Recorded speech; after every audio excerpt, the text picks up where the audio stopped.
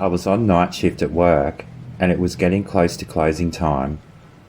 The worker in the liquor store was closing the outside door when she noticed two men sitting at the picnic table just outside by the river. They were apparently yelling and talking loudly. This prompted the liquor store assistant to close up a bit earlier, which the store manager allowed, as it was quiet that night anyway. It was now 10 p.m. and the store was now fully closed.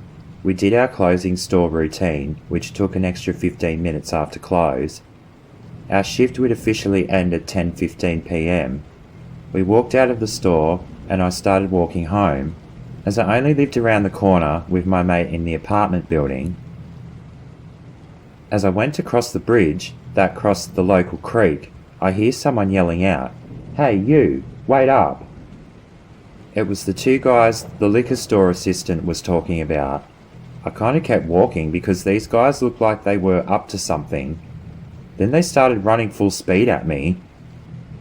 I ran across the road and then my manager pulled over and told me to get in. We drove off and up and around the block. "Thanks for that, you saved my skin. Lucky I hadn't left yet and I seen the whole thing.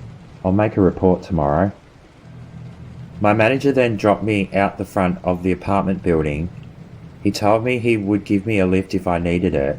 I thanked him, got out and he left. Before I went into the building, I made sure those two guys weren't hanging around, but they weren't. When I got upstairs, I told my mate what had happened. He was glad I was okay. I didn't know what those guys wanted that night.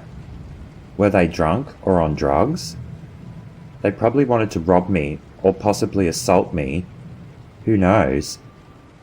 I'm glad I never had another altercation with them again, even though they still hung around down by the river and under the bridge. I just decided to stick clear of that area as much as I could.